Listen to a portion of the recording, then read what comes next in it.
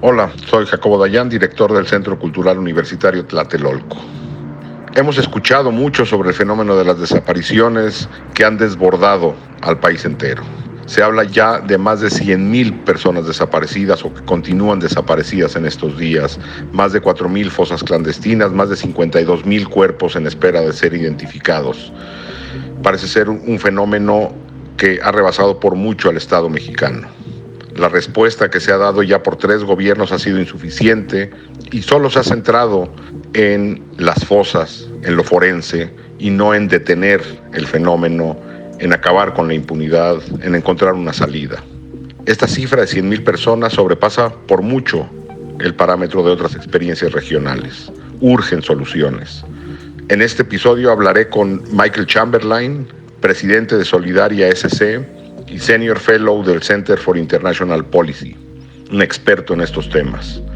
Michael, te pregunto así de entrada, ¿qué se puede hacer para frenar este brutal fenómeno de las desapariciones?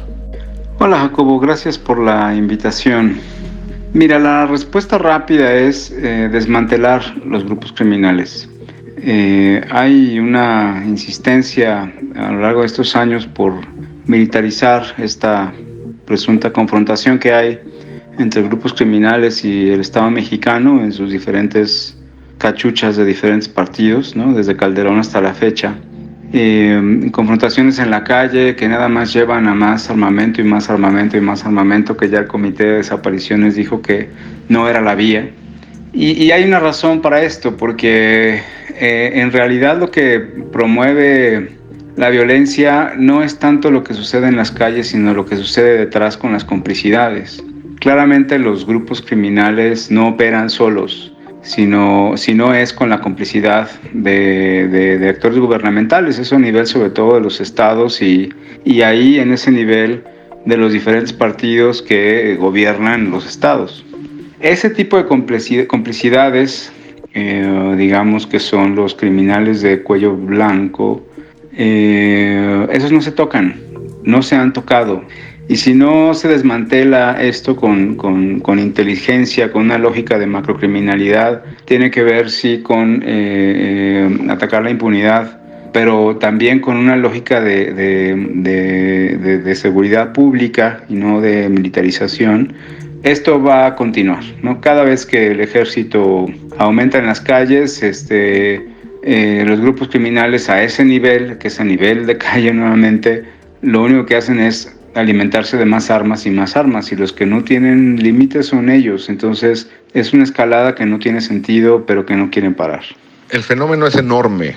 Repito, más de 100,000 personas desaparecidas o que continúan desaparecidas, más una cifra negra desconocida. Ante ese universo de cientos de miles, tan solo hay 36 sentencias. Es decir, la justicia mexicana ha podido resolver 36 casos. ¿Qué se puede hacer para acabar con la impunidad? Digo, este gobierno se ha centrado en resolver el caso de los 43 estudiantes de Ayotzinapa, pero ¿qué hacer para erradicar la impunidad de todo el fenómeno? Bueno, justamente la impunidad es una de las piezas de este andamiaje criminal. Yo sostengo que la impunidad es deliberada porque es lo que permite que se perpetúe esta criminalidad y la violencia. Deja tú la violencia, sino las ganancias, las utilidades del crimen, como se ha hecho hasta la fecha, y cada vez esa ganancia se amplía, ¿no? Entonces, lo primero que hay que hacer para erradicar la impunidad es tener la convicción de que no queremos vivir en un régimen que no sea del Estado de Derecho, y eso implica un compromiso político y ético, pues, de los diferentes gobiernos, no nada más del gobierno federal, también de los gobiernos estatales, y debe haber una especie de pacto de los partidos políticos que son los que ostentan el poder para cambiar este tipo de régimen, ¿no? Una vez que se tiene esa convicción, pues se tienen que empezar a hacer investigaciones más por tipo de contexto. Tú has sido muy enfático en que, pensando en 100,000 desapariciones, hay 100,000 investigaciones, como si hubiera 100,000 responsables, y no, o sea, hay actores criminales en una cadena de mando que son responsables de muchas de estas desapariciones en las diferentes regiones, y lo que se necesita es pensar contextualmente, por patrones, juntar los casos y ver dónde están esos responsables y castigarlos hasta la última consecuencia. Pero insisto, eso depende primero de tener una convicción de querer entrar efectivamente a un Estado de Derecho, ¿no? Y bueno, el gobierno se ha centrado en los 43 y no lo ha resuelto. Es decir, ni se han encontrado a los chicos, ni se ha dado con todos los responsables, sobre todo en esta cadena de mando que comento. Y ya vemos cómo hay reticencias por parte de estos poderes, entre ellos los del ejército, a dar información. Justo esa es una muestra de cómo no hay un compromiso, insisto, no del gobierno, sino del sistema político, del Estado mexicano, para acabar con esta situación, y eso incluye al propio ejército, ¿no? Entonces, ni aunque resolvieran el caso de los 43, se resolvería el problema más a nivel macro, porque continúan operando de la misma manera, siguen teniendo ganancias no solamente sobre la droga, sino también sobre la extorsión, sobre el tráfico de personas, mujeres, migrantes, niños, etcétera, la pornografía, en fin, un sinfín de negocios criminales que operan de manera paralela a los negocios legales, de la misma manera que hay un Estado de Derecho, un andamiaje normativo que opera de manera paralela a una ley no escrita en todos los territorios. Entonces, no podemos mirarlo desde la perspectiva casuística, sino desde la parte estructural de lo que estamos viviendo ahora, ¿no? Para poder atenderlo, ¿no? En otras entregas de este mismo podcast hemos hablado sobre experiencias internacionales y sobre cómo una comisión de la verdad podría ayudar a fenómenos de violencia desbordada como esta. ¿Cómo ayudaría una comisión de la verdad para empezar a resolver este problema? Sí, claro que una comisión de la verdad ayudaría. Lo que necesitamos es entender justamente cómo operan esos mecanismos de corrupción y de colusión entre crimen, autoridades, empresas y dónde se generan las ganancias y cuáles son los resquicios que producen este nivel de violencia, nivel de muertos y de personas desaparecidas. Entender esta pedagogía del terror, de los grupos criminales, incluso de dónde viene, ¿no? Y yo creo que una comisión de la verdad tendría que empezar desde los tiempos del PRI gobierno, cuando era el partido de Estado, porque muchas de estas estructuras de corrupción y estructuras criminales vienen de aquellas épocas, han evolucionado, se han transformado, pero vienen desde allá. Guillermo Trejo señala muy bien cómo en el 2000, en la presunta transición a la democracia, que no fue otra cosa más que nuevas reglas de alternancia en el poder, toda la estructura de seguridad y con ella la de corrupción permaneció intacta. Y eso en lo que devino fue en que se perdió la protección del Estado, del partido de Estado, hacia los grupos criminales, y ellos empezaron a negociar vía las armas. Entonces empezaron a armarse los controles de esos territorios que antes les aseguraba el partido en el poder. Eso devino ahora en un espacio de confrontación que se derime justo en las elecciones. Por eso tenemos políticos muertos en las elecciones, porque el crimen se ha vuelto un actor político que define quién es el poder a nivel, por lo pronto, estatal, por medio de la violencia o por medio de la cooptación, lo cual dice mucho acerca de la democracia que vivimos. Es importante entender cómo operan estos detonadores que vienen desde el pasado hacia acá, y necesitamos comprenderlos justo para hacer los cambios institucionales, legales necesarios. Es decir, necesitamos entender cómo hemos devenido en estas estructuras criminales para poder establecer ahora sí un proceso de justicia transicional que transforme al Estado, no nada más que reparta el poder en unos cuantos, como fue lo que pasó en el año 2000. Esa es una deuda que tenemos pendiente y que por no hacerla nos ha llevado al hoyo en el que estamos ahora, ¿no? Yo creo que es muy importante que la sociedad civil empecemos por lo pronto nosotros a discutir estos escenarios, estas situaciones, para poder empezar a generar una narrativa y propuestas al respecto. Una de las grandes demandas o la gran demanda o la demanda central de los colectivos de las madres de personas desaparecidas se ha centrado en la búsqueda, es donde se ha presionado mucho al gobierno. ¿Qué hacer para que esta búsqueda sea efectiva? ¿Hay algo que se deba hacer antes o qué hacer? ¿Qué política pública implementar? ¿Qué cambios realizar para que esta búsqueda sea efectiva?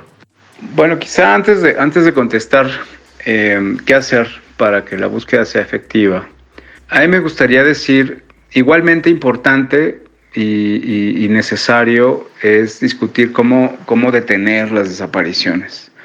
Si uno mira los esfuerzos que hace las familias, la Secretaría de Gobernación, quien sea, para encontrar a las personas desaparecidas, vivas o muertas, pues todos estos esfuerzos se deshacen al siguiente día cuando hay otros nuevos 23 desaparecidos.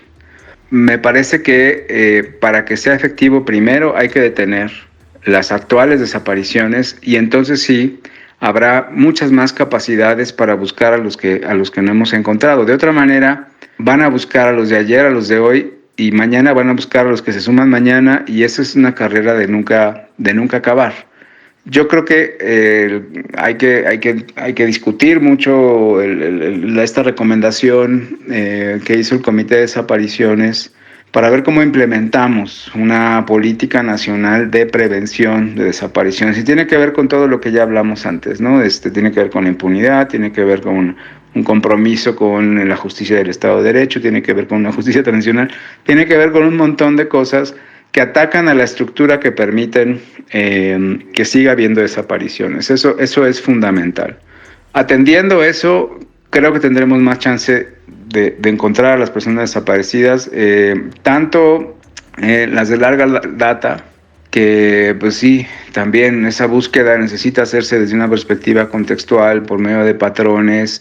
Mira, cuando elaboramos la ley general y diseñábamos un poco la Comisión Nacional de Búsqueda en discusión con los colectivos y demás, lo que imaginábamos era un cuerpo fundamentalmente policíaco que se dedicaba a salir a campo a buscar. Y junto con esto, un cuerpo que tenía capacidades de primer respondiente y que podía actuar a solicitud de las familias, pero también podía dirigirse de manera directa al juez en caso de que hubiera necesidad de solicitar órdenes de cateo justo donde hubiera sospecha de que estuvieran detenidas las personas desaparecidas. A esto nos dijeron que no. Y el tercer elemento que fue el único que quedó al final del día para la Comisión Nacional de Búsqueda y para, por ende, el resto de las comisiones estatales era un cuerpo de inteligencia que pudiera entender, estudiar los fenómenos de desaparición por patrones, por épocas, por regiones, de tal manera que se generaran hipótesis de localización. Esta facultad es poco usada, déjame decirlo así, por la Comisión Nacional de Búsqueda. Han hecho algunos informes contextuales de desaparición en algunos estados, en Nayarit, en el Estado de México, algunos privados, como el caso de Claudia Richurto en Oaxaca, etcétera, pero me parece que son insuficientes y esa es la verdadera fortaleza que tiene la Comisión Nacional de Búsqueda y no se está explotando suficiente. Claro, no depende solamente de la Comisión Nacional de Búsqueda, hay un problema de recursos, nuevamente el tema del compromiso. Sin recursos no puedes decir que el compromiso se mide, digamos, con el presupuesto que le das para hacer las acciones, ¿no? Entonces, yo esperaría esos dos escenarios, uno en donde pudiéramos efectivamente empezar a bajar las desapariciones y que ya no haya, que ya hay una política nacional de prevención, como dice el comité. Y segundo, empezar a hacer estos trabajos más de inteligencia y menos casuísticos y menos liderados por los colectivos. Las mamás siguen buscando, pero no tendrían que ser ellas las que están jalando la comitiva de autoridades cada vez que encuentran una fosa. Tendría que ser como de otra manera. Y ahí necesitamos muchas más manos, cabezas, para poder hacerlo. Y también, por otro lado, es una oportunidad, dada la carencia de recursos. De repente pudiera la Comisión Nacional de Búsqueda tener colaboración con la academia, con investigadores, con ONGs, justo para plantear la posibilidad, incluso con comisiones locales de búsqueda, la posibilidad de hipótesis de localización en diferentes contextos. Es desgarrador ver la forma en que la sociedad la sociedad en su conjunto ha abandonado a los familiares de personas desaparecidas. Y una de las preguntas que surge de inmediato es cómo generar empatía con los familiares y con el fenómeno. Es decir, si no hay empatía no habrá presión social, y sin presión social difícilmente eso se resolverá. Uno de los grandes pendientes es hacer que la sociedad en su conjunto, o en un buen sector de la sociedad, como ocurre con otros fenómenos, como por ejemplo con los temas de género, donde la empatía ha ido creciendo. ¿Qué hacer para generar empatía en un tema tan complejo como el de las desapariciones? Híjole, la empatía, no sé cómo generar empatía. En realidad, yo creo que la tenemos, no la tenemos. Lo que sí creo es que hay que generar nuevas narrativas que nos permitan entender qué es lo que sucede. Hay muchas narrativas desde las víctimas y es importante y es necesario, pero nos explican la vida quizá de las buscadoras, de las personas que buscan, pero no nos responden por qué. Y yo creo que hoy tenemos una fuerte necesidad como sociedad de entender por qué sucede. A 13, 14, ¿cuántos años te gustan del inicio de la guerra de Calderón o el inicio del pico de desapariciones en el 2008? Aún no nos explicamos o no nos traemos a decir por qué sucede lo que sucede. Y esto necesita hacerse con narrativas que sean abiertas al público para entender justamente cuáles son los detonadores, cuáles son los incentivos que tienen los grupos criminales para hacer lo que hacen, ¿no? De repente hay que hablar más con los perpetradores, quizá con los que están ya presos y condenados aquí o quizá en Estados Unidos, para entender qué está detrás hablaba yo antes de la pedagogía del terror, pero justo de esta forma de operar y con qué razones, con qué motivos. Si no nos damos este tipo de explicaciones, que está ligada a los temas de la Comisión de la Verdad, etcétera, pero por lo pronto, si no empezamos a entender por qué sucede lo que sucede, más allá de las respuestas simples de son malos o son traficantes de droga y punto, creo que es más complejo que eso, difícilmente generamos, deja tu empatía, por lo menos comprensión, ¿no? E ideas, en todo caso, de cómo poder empezar a salir de esto, ¿no? Complejo, Michael, el panorama es complejo y quisieras agregar algo que sea relevante, que no te haya preguntado, que se necesite conocer. ¿Qué quisieras agregar? Y bueno, finalmente, Jacobo, yo creo que ya es tiempo de volver a sentarnos a discutir qué está pasando.